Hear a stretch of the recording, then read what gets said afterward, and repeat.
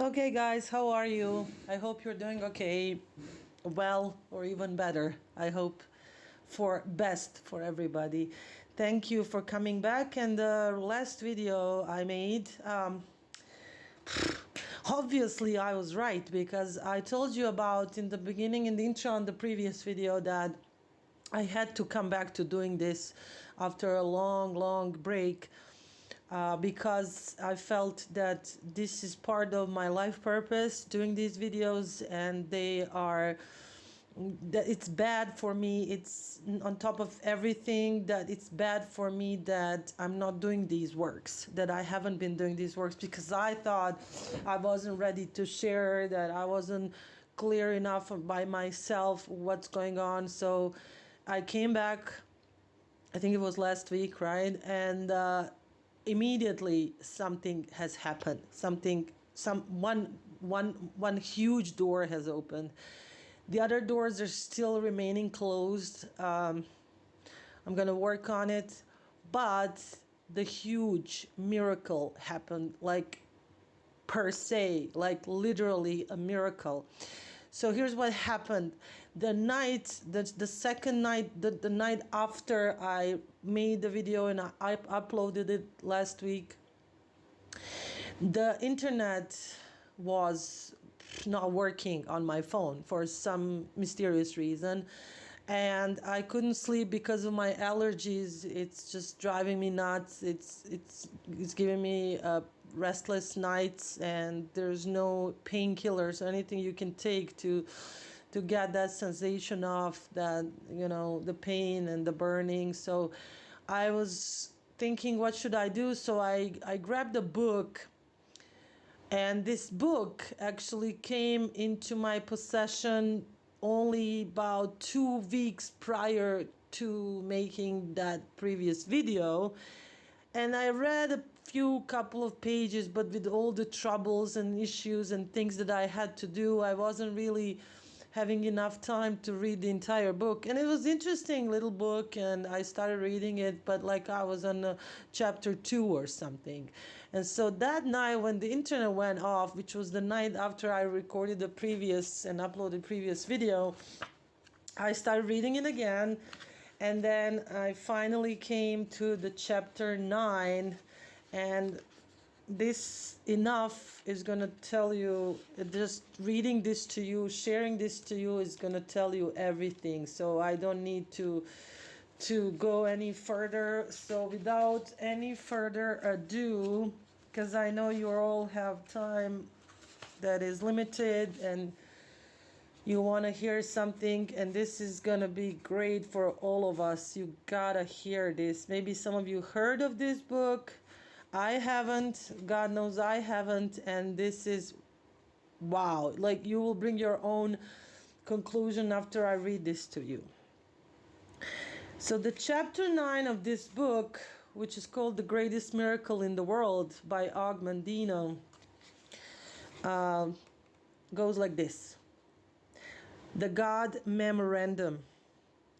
To you, from God. Take counsel. I hear you cry. It passes through the darkness, filters through the clouds, mingles with starlight, and finds its way to my heart on the path of a sunbeam. I have anguished over the cry of a hare choked in the nose of a snare. News of the snare. A sparrow tumbled from the nest of its mother, a child thrashing helplessly in a pond, and the son shedding his blood on a cross. Know that I hear you also. Be at peace, be calm. I bring thee relief for your sorrow, for I know its cause and its cure. You weep for all your childhood dreams that have vanished with the years. You weep for all your self-esteem that has been corrupted by failure. You weep for all your potential that has been bartered by security. You weep for all individuality that has been trampled by mobs. You weep for all your talent that has been wasted through misuse. You look upon yourself with disgrace, and you look in terror from the image you see in the pool. Who is this mockery of humanity staring back at you with bloodless eyes of shame? Where is the grace of your manner, the beauty of your figure, the quickness of your movement, the clarity of your mind, the brilliance of your tongue? Who stole your goods? Is the thief's identity known to you as it is to me? Once you placed your head in a pillow of grass in your father's field and looked up at the cathedral of clouds, and you knew that all the gold of Babylon would be yours in time. Once you read from many books and wrote on many tablets, convinced beyond any doubt that all the wisdom of Solomon would be equaled and surpassed by you. And the seasons would flow into years until, lo, you would reign supreme in your own Garden of Eden. Do you remember who implanted those plans and dreams and seeds of hope within you? You cannot.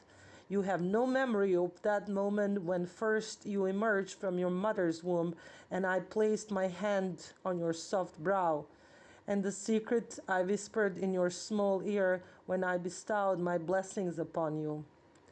Remember our secret. You cannot. The passing years have destroyed your recollection, for they have filled your mind with fear and doubt and anxiety and remorse and hate, and there is no room for joyful memories where these beasts habitate. Weep no more. I am with you. And this moment is the divining line of your life. All that has gone before is like unto no more than that time you slept within your mother's womb. What is past is dead. Let the dead bury the dead. This day you return from the living dead. This day, like unto Elijah with the widow's son, I stretch myself upon thee 3 times, and you live again. This day, like unto Elisha with the Shunammite's son, I put my mouth upon your mouth, and my eyes upon your eyes, and my hands upon your hands, and your flesh is warm again.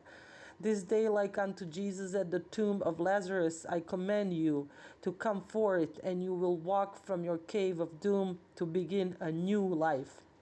This is your birthday. This is your new date of birth. Your first life, like unto a play of the theater, was only a rehearsal. This time the curtain is up. This time the world watches and waits to applaud. This time you will not fail. Light your candles, share your cake, pour the wine. You have been reborn.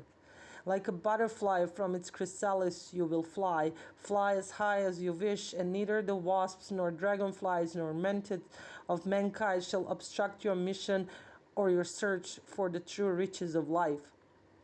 Feel my hand upon thy hand. Attend to my wisdom. Let me share with you again the secret you heard at your birth and you forgot. You are my greatest miracle. You are the greatest miracle in the world. Those were the first words you ever heard. Then you cried. They all cry. You did not believe me then, and nothing has happened in the intervening years to correct your disbelief. For how could you be a miracle when you consider yourself a failure at the most menial of tasks? How can you be a miracle when you have little confidence in dealing with the most trivial of responsibilities? How can you be a miracle when you are shackled by debt and lie awake in torment over whence will come tomorrow's bread? Enough! The milk that is spilled is sour. Yet, how many prophets, how many wise men, how many poets, how many artists, how many composers, how many scientists, how many philosophers and messengers have I sent with word of your divinity, your potential for godliness, and the secrets of achievement? How did you treat them? Still I love you, and I am with you now. Through these words to fulfill the prophet who announced that the Lord shall set his hand again, the second time to recover the remnant of his people. I have set my hand again. This is the second time. You are my remnant. It is of no avail to ask, haven't you known, haven't you heard, hasn't it been told to you from the beginning, haven't you understood from the foundations of the earth? You have not known, you have not heard, you have not understood. You have been told that you are a divinity in disguise, a god playing a fool. You have been told that you are a special piece of work, noble in reason, infinite in faculties, express and admirable, in form and moving like an angel in action, like a god in apprehension. You have been told that you are the salt of the earth. You were given the secret even of moving mountains, of performing the impossible. You believe no one. You burned your map to happiness. You abandoned your claim to peace of mind. You snuffed out of the candles that had been placed along your destined path of glory. And then you stumbled, lost and frightened, in the darkness of futility and self-pity, until you fell into a hell of your own creation. Then you cried and you beat your breast and cursed the luck that had befallen you. You refused to accept the consequences of your own petty thoughts and lazy deeds, and you searched for a scapegoat on which to blame your failure. How quickly you found one. You blamed me. You cried that your handicaps, your mediocrity, your lack of opportunity, your failures were the will of God. You were wrong. Let us take inventory. Let us first call a roll of your handicaps. For how can I ask you to build a new life lest you have the tools? Are you blind? Does the sun rise and fall without your witness? No, you can see. And the 100 million receptors I have placed in your eyes enable you to enjoy the magic of a leaf, a snowflake, a pond, an eagle, a child, a cloud, a star, a rose, a rainbow, and the look of love. Count one blessing.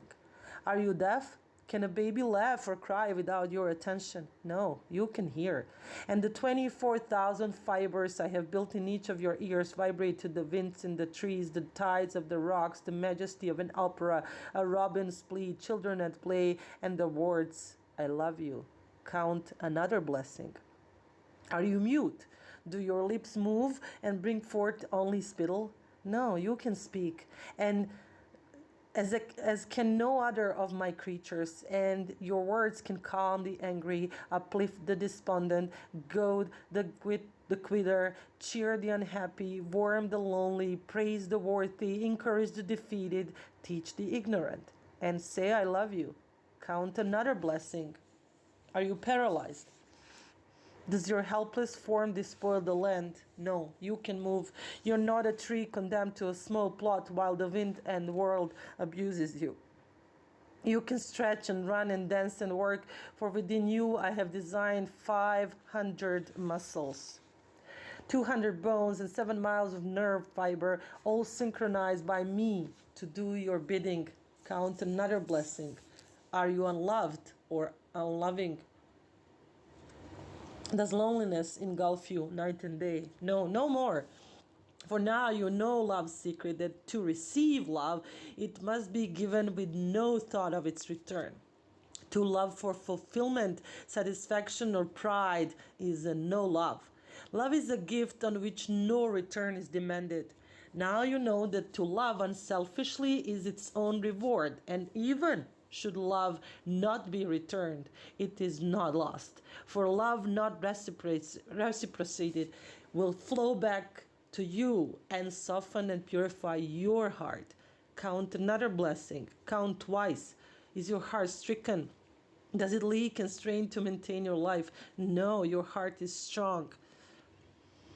Touch your chest and feel its rhythm pulsating hour after hour, day and night, 36 million beats each year, year after year, asleep or awake, pumping your blood through more than 60,000 miles of veins, arteries, and tubbing, pumping more than 600,000 gallons each year. Man has never created such a machine. Count another blessing. Are you diseased of skin? Do people turn in horror when you approach? No, your skin is clear and is a marvel of creation, needing only that you tend it with soap and oil and brush and care. In time, all steels will tarnish and rust, but not your skin. Eventually, the strongest of metals will wear with use, but not that layer that I have constructed around you. Constantly, it renews itself, old selves replaced by new, just as the old you is now replaced by the new you. Count another blessing. Are your lungs befouled? Does the breath of life struggle to enter your body? No. Your portholes to life support you even in the vilest of environments of your own making. And they labor always to filter life-giving oxygen through 600 million pockets of folded flesh while they rid your body of gaseous wastes. Count another blessing. Is your blood poison? Is it diluted with water and pus? No. Within your 5 quarts of blood are 22 trillion blood cells, and within each cell are millions of molecules, and within each molecule is an atom oscillating at more than 10 million times each second. Each second, 2 million of your blood cells die to be replaced by 2 million more in a resurrection that has continued since your first birth. As it has always been inside, so now it is on your outside. Count another blessing. Are you feeble of mind? Can you no longer think for yourself? No, your brain is the most complex structure in the universe, I know. Within its 3 pounds and 13 billion nerve cells, more than 3 times as many cells as there are people on your earth, to help you file away every perception, every sound, every taste, every smell, every action you have experienced since the day of your birth. I have implanted within your cells more than 1,000 billion protein molecules. Every incident in your life is there waiting only your recall, and to assist your brain in the control of your body, I have dispersed throughout your form 4 million pain sensitive structures, 500,000 touch detectors, and more than 200,000 temperature detectors. No nation's gold is better protected than you. None of your ancient wonders are greater than you. You are my finest creation. Within you is enough atomic energy to destroy any of the world's great cities and rebuild it. Are you poor? Is there no gold or silver in your purse? No, you are rich. Together we have just counted your wealth. Study the list. Count them again. Tally your assets.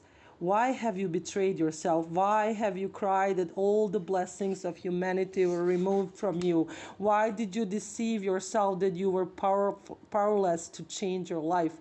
Are you without talent, senses, abilities, pleasures, instincts, sensations, and pride? Are you without hope?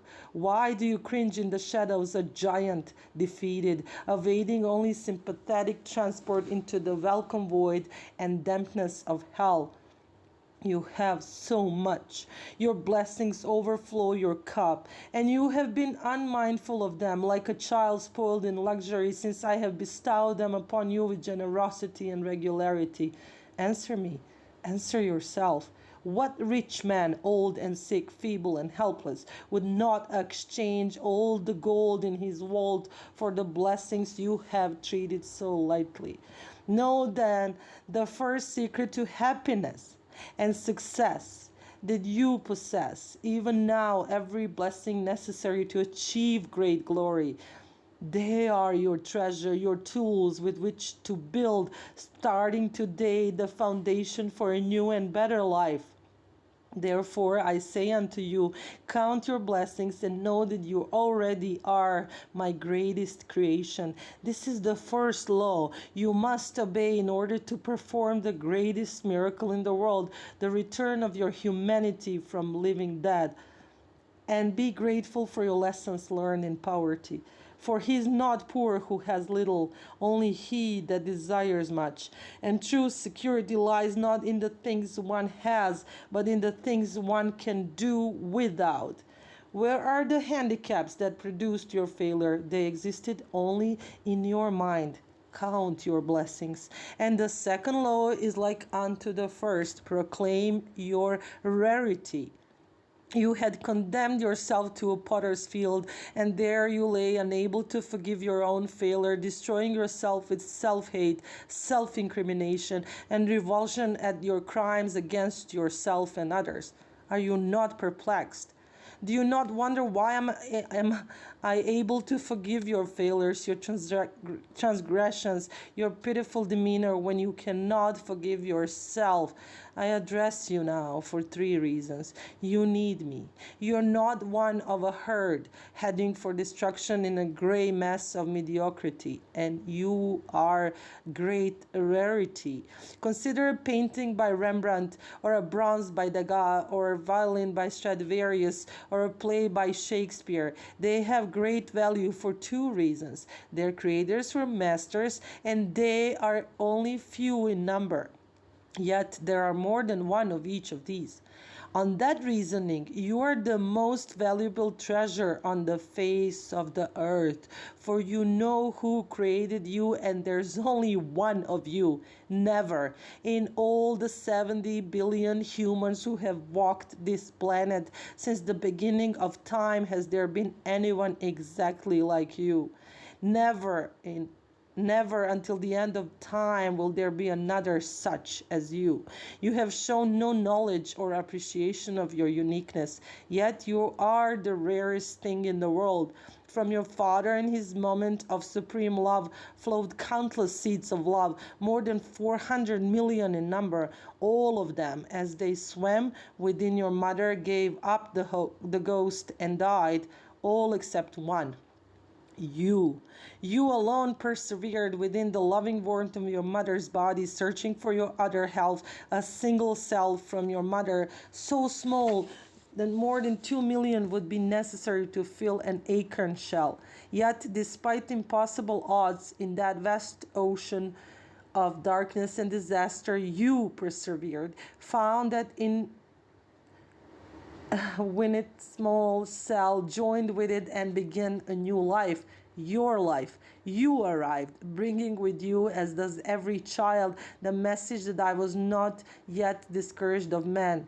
2 cells now united in a miracle, 2 cells each containing 23 chromosomes, and within each chromosome hundreds of genes which would govern every characteristic about you, from the color of your eyes to the charm of your manner to the size of your brain, with all the combinations at my command, beginning with that single sperm from your father's 400 million, through the hundreds of genes in each of the chromosomes from your mother and father. I could have created 300,000 billion humans, each different from the other.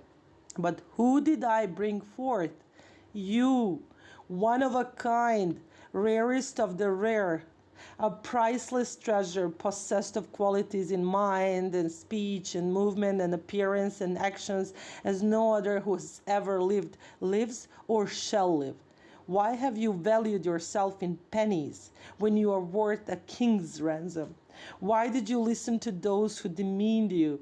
And far worse, why did you believe them? Take counsel. No longer hide your rarity in the dark. Bring it forth. Show the world. Strive not to walk as your brother walks, nor talk as your leader talks, nor labor as do the mediocre. Never do as another. Never imitate. For how do you know that you may not imitate evil? And he who imitates evil always goes beyond the example set, while he who imitates what is good always falls short. Imitate no one. Be yourself. Show your rarity to the world, and they will shower you with the gold. This, then, is the second law. Proclaim your rarity, and now you have received 2 laws. Count your blessings, proclaim your rarity. You have no handicaps. You are not mediocre. You force a smile. You admit your self-deception. What of your next complaint? Opportunity never seeks thee? Take counsel and it shall come to pass, for now I have given you the law of success in every venture. Many centuries ago, this law was given to your forefathers from a mountaintop. Some heeded the law, and lo, their life was filled with the fruits of happiness, accomplishment, gold, and peace of mind. Most listened not, for they sought magic means, devious routes, or waited for the devil called luck to deliver to them the riches of life. They waited in vain, just as you waited, and then they wept as you wept, blaming their lack of fortune on my will. The law is simple. Young or old, pauper or king, white or black, male or female, all can use the secret to their advantage for all of the rules and speeches and scriptures of success and how to attain it. Only one method has never failed. Whomsoever shall compel you to go with him 1 mile, go with him 2. Then this is the third law, the secret that will produce riches and acclaim beyond your dreams. Go another mile. The only certain means of success is to render more and better service than is expected of you, no matter what your task may be. This is a habit followed by all successful people since the beginning of time. Therefore, I said, the surest way to doom yourself to mediocrity is to perform only the work for which you are paid. Think not you are being cheated if you deliver more than the silver you receive. For there is a pendulum to a life, and the sweat you deliver, if not rewarded today, will swing back tomorrow tenfold. The mediocre never goes another mile, for why should he cheat himself, he thinks. But you are not mediocre. To go another mile is a privilege you must appreciate by your own initiative. You must not avoid it, neglect it, do only as little as the others, and the responsibility for your failure is yours alone. You can no more render service without receiving just compensation than you can withhold the rendering of it without suffering the loss of reward. Cause and effect, means and end, seed and fruit, these cannot be separated. The effect already blooms in the cause, the end pre-exists in the means, and the fruit is always in the seed. Go another mile. Concern yourself not should you serve an ungrateful master. Serve him more. And instead of him, let it be me who is in your debt. For then you will know that every minute, every stroke, and extra service will be repaid. And worry not should your reward not come soon, for the longer payment is withheld, the better for you. And compound interest on compound interest is this law's greatest benefit.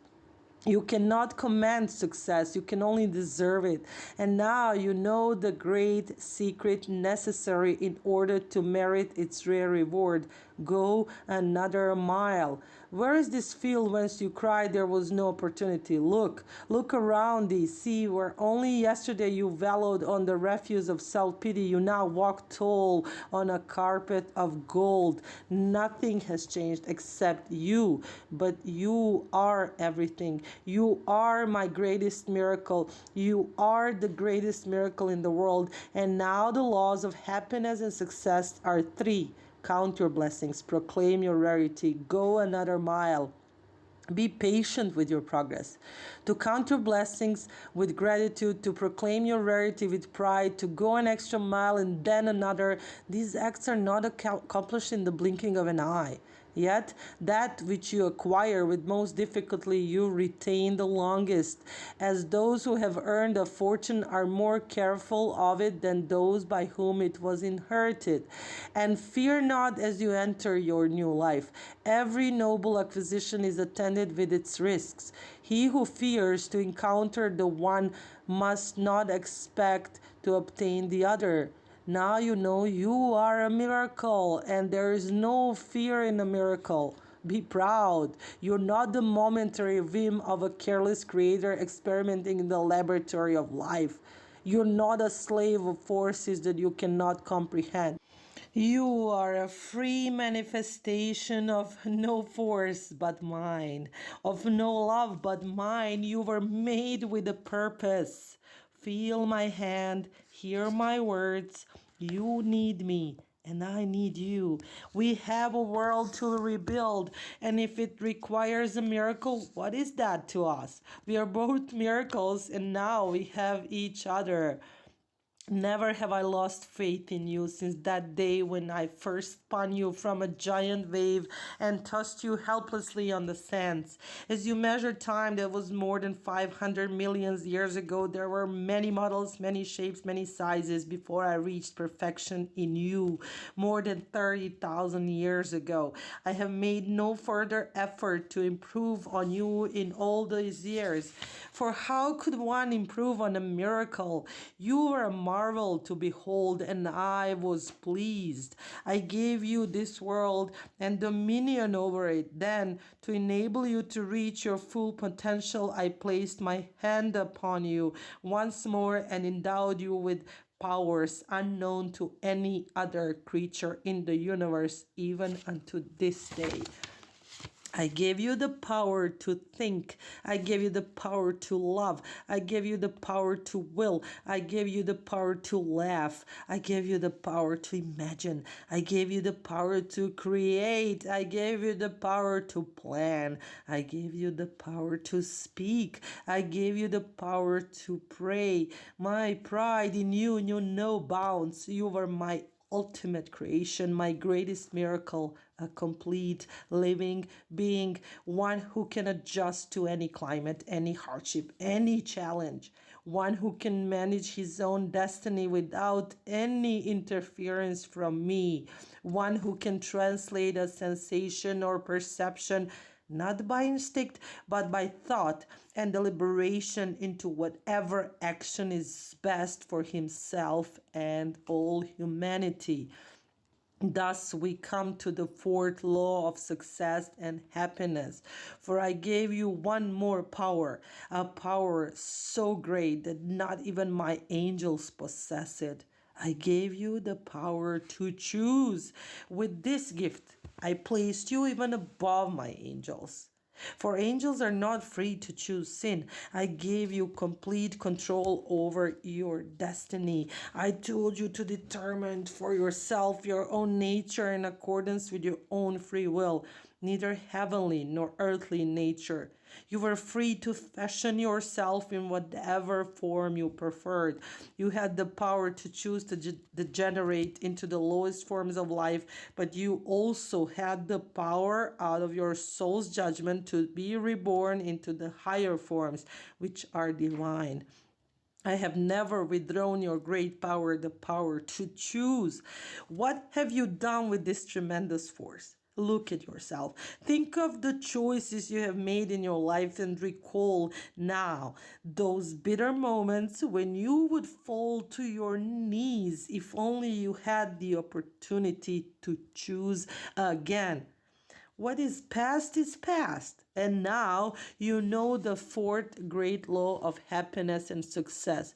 Use wisely your power of choice. Choose to love rather than hate.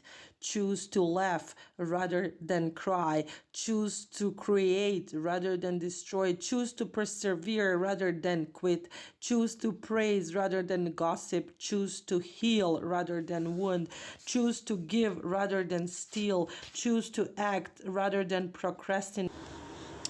Choose to pray rather than curse. Choose to live rather than die. Now you know that your misfortunes were not my will, for all power was vested in you, and the accumulation of deeds and thoughts which placed you on the refuse of humanity were your doing, not mine. My gifts of power were too large for your small nature. Now you have grown tall and wise, and the fruits of the land will be yours. You are more than a human being. You are a human becoming. You are capable of great wonders. Your potential is unlimited. Who else among my creatures has mastered fire? Who else among my creatures has conquered gravity, has pierced the heavens, has conquered disease and pestilence and drought? Never demean yourself again. Never settle for the crumbs of life. Never hide your talents from this day hence. Remember the child who says, "When I'm a big boy." But what is that? For the big boy says, "When I grow up," and then grown up says, "When I'm wed." But to be wed, what is that after all? The thought that changes to "when I retire." And then retirement comes, and he looks back over the landscape traversed. A cold wind sweeps over it, and somehow he has missed it all, and it is gone. Enjoy this day, today, and tomorrow. Tomorrow. You have performed the greatest miracle in the world. You have returned from a living death. You will feel self pity no more, and each new day will be a challenge and a joy. You have been born again, but just as before, you can choose failure and despair or success and happiness. The choice is yours. The choice is exclusively yours. I can only watch as before in pride or sorrow. Remember then the four laws of happiness and success. Count your blessings, proclaim your rarity, go another mile, use wisely your power of choice, and know, and one more, to fulfill the other four. Do all things with love. Love for yourself, love for all others, and love for me. And wipe away your tears. Reach out, grasp my hand, and stand straight. Let me cut the grave cloth that have bound you. This day you have been notified. You are the greatest miracle on earth.